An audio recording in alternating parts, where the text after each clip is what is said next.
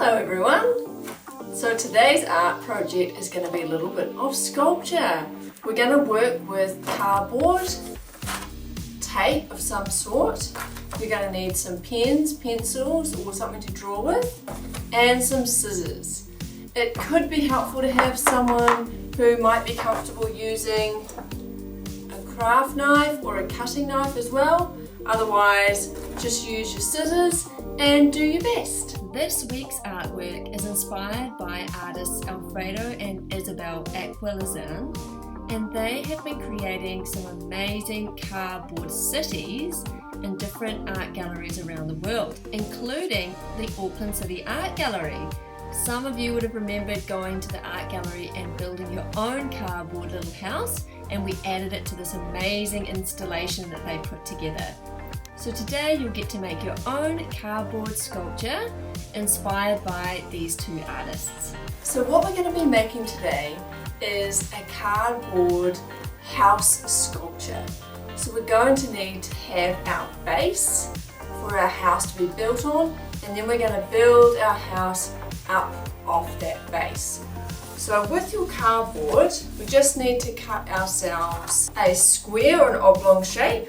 Depending on how big you want your sculpture will make a difference on how big you are going to make your base.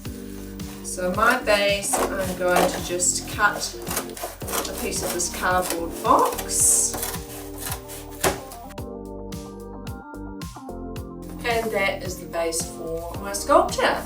So my house is going to be about not as big as this, a little bit smaller than that. So that gives me an idea of how big my house sculpture is going to be. So the next thing we are going to do is make the walls for our house. So we're going to get another piece of cardboard and we're going to use our base as a guide so we get the size not too big and not too small for our design. Using our background as a guide, we're just going to draw on here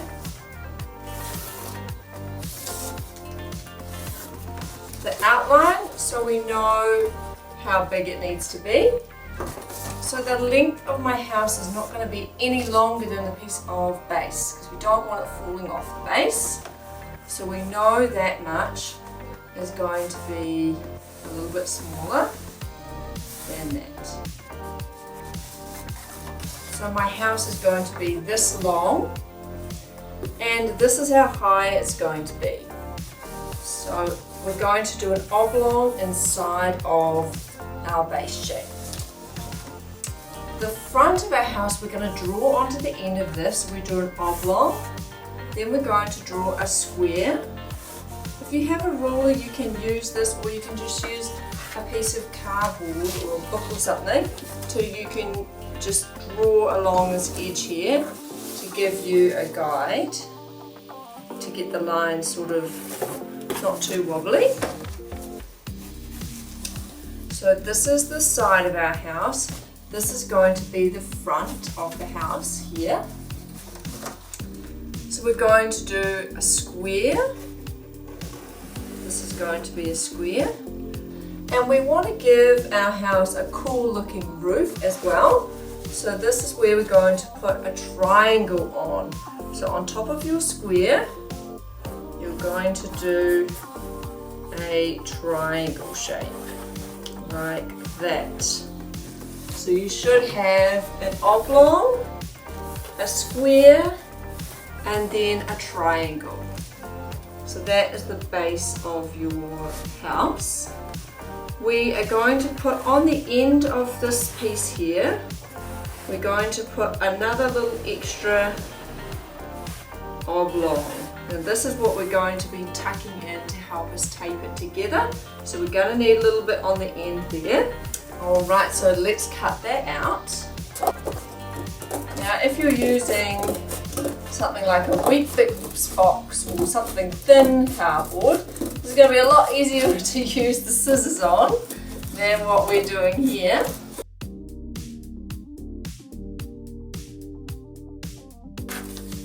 Alright, so there we have one front and one side. So we're going to need to make another one of these.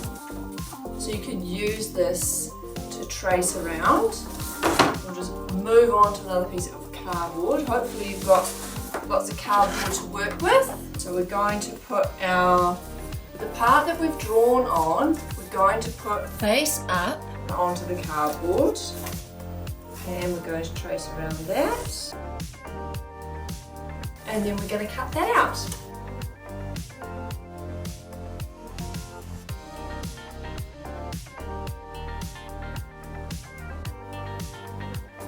Here we are, we have 2 of these.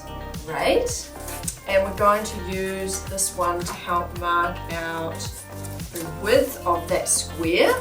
So we're just going to line them up together like this so we can see where the square is, and we're going to draw in the square here. And the same with this line here for our tab. We just want to mark that in so we know where those pieces are. Now this we're going to fold down the edge of here.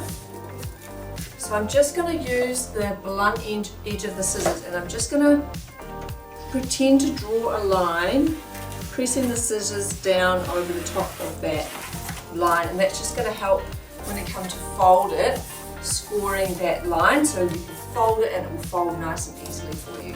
So just do the same down here. So you can also use a pencil and just draw down the line a bit harder. It's just something to draw down that line, just to press along the line, and then it makes it really easy. It just folds nice and easily. So we've got our 2 pieces of our house. Look at that! It's coming along so nicely. So we're going to also just score down this line here, and that will hopefully just fold over nicely. Squeeze that down, and then the same with this one, so that bends around nicely.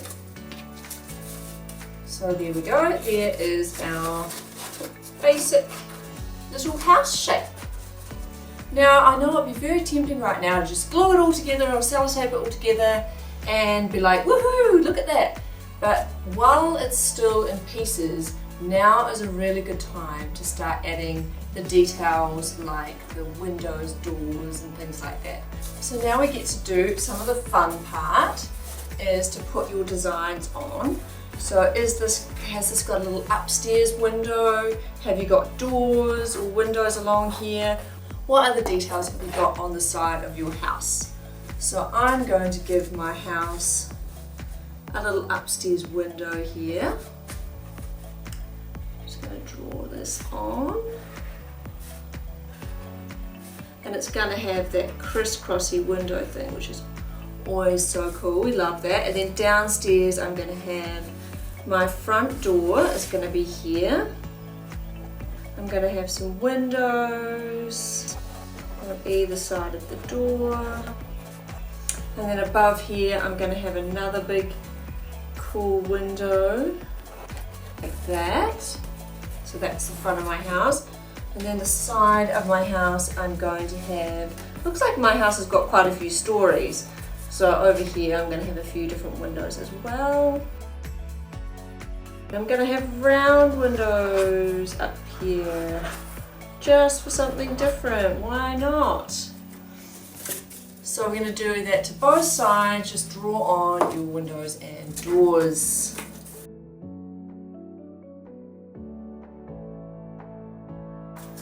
Got it different on the other side, that's okay. Doesn't always have to be the same. And we're going to cut these out. So how you do that with a pair of scissors, a little bit tricky, but you're going to poke a hole with your scissors through your window. Now just be really careful that your hand's not on the back and you don't poke your hand out with the scissors. So you just slowly push it through till it comes out the other side, and then you can start to move your scissors around, and then you can cut your window out. Now you can see that even though I've drawn those crisscrossy windows, I'm just going to cut out one big square because we're going to add the crisscrossy bit on later. So go for it and just cut out those windows. Now if you have someone to help you with a craft knife, you could also do it with a craft knife, which is just, or you are comfortable using one yourself safely, you can just cut around these shapes as well. So that's what I'm going to do, but you can just use scissors.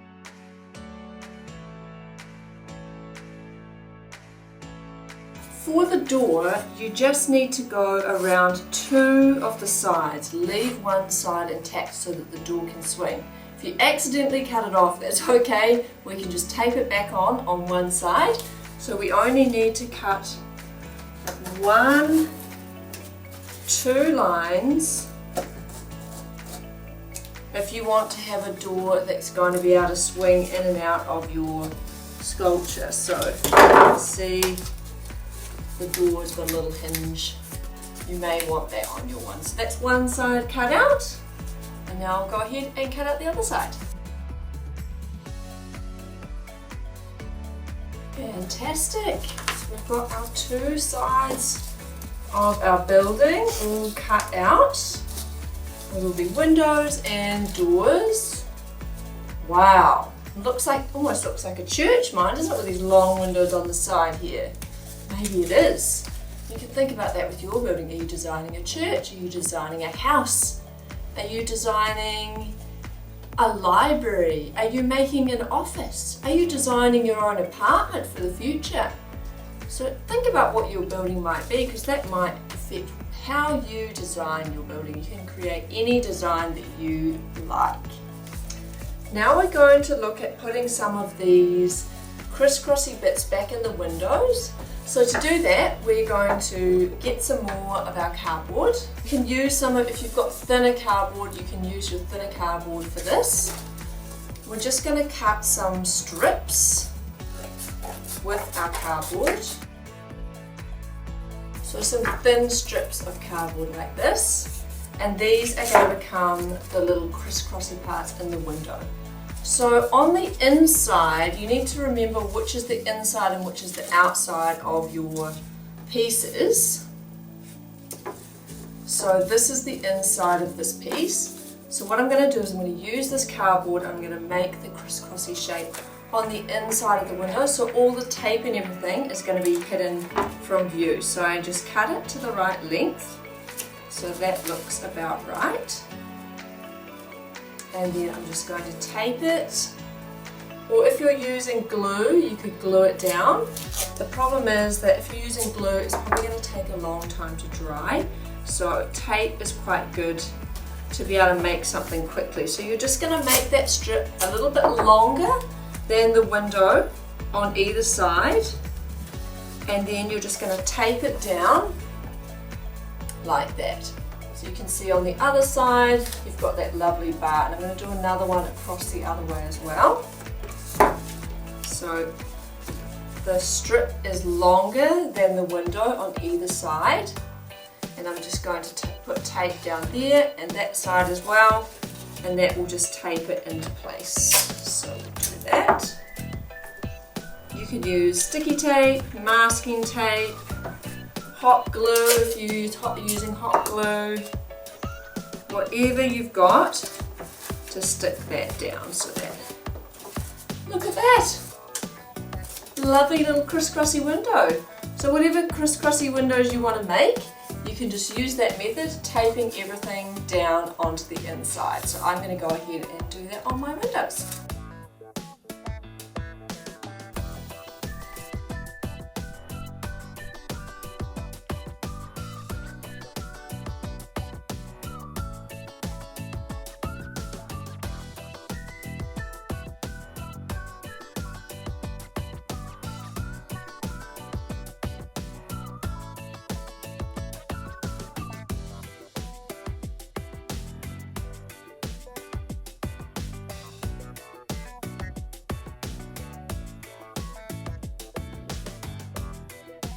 So this is the end of part 1. You should have all of your windows finished, your doors cut out, and your 2 pieces of your building ready to stick together, just like this.